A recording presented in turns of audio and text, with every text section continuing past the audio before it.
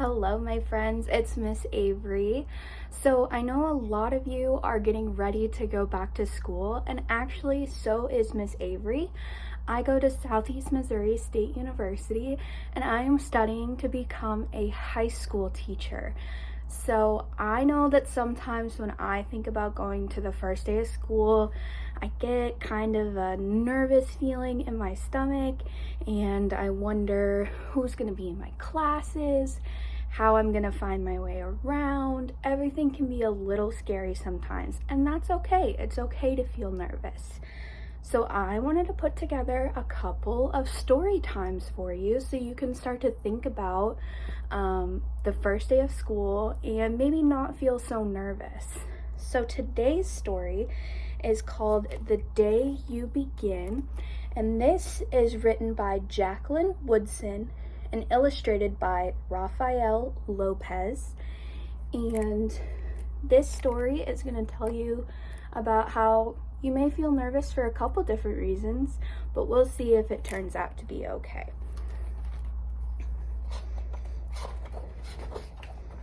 All right. Let me scoot over a little.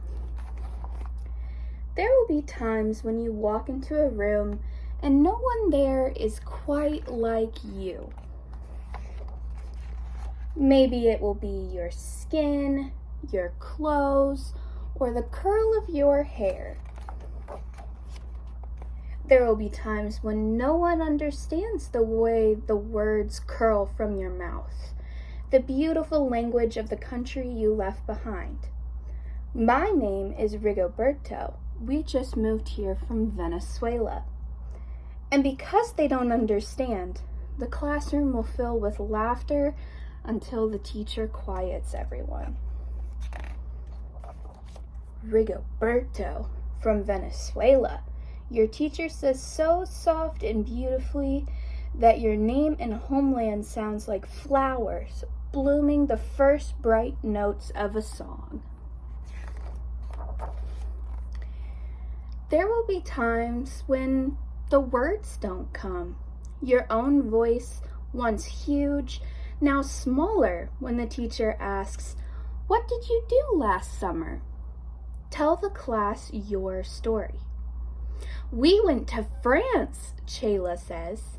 "These shells came from a beach in Maine. A boy named Jonathan holds out a jar filled with tiny shells, so fragile they look like they'll turn to dust in your own untraveled hands. My whole family went to India, Spain, South Carolina." Each souvenir a small triumph of a journey. Their travels going on and on.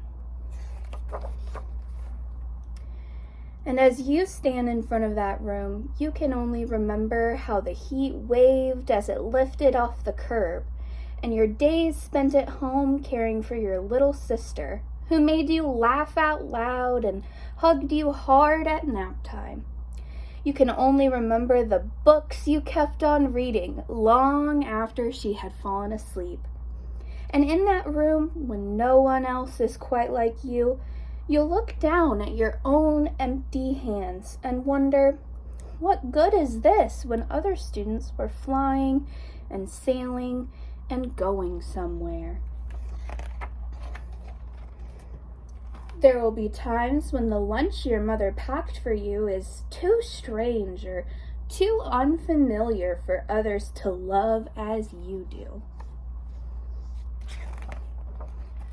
When even your own friend Naja will wrinkle her nose and say, "What's in there anyway?" And you'll wonder how she doesn't see the rice beneath the meat and kimchi. You'll wonder, why doesn't she remember that rice is the most popular food in the world? There will be times when the climbing bars are too high, the run is too fast and far, the game isn't one you can ever really play. "I don't want him on our team." You can watch. Maybe you can have a turn later. There will will be times when the world feels like a place that you're standing all the way outside of. And all that stands beside you is your own brave self, steady as steel and ready, even though you don't yet know what you're ready for.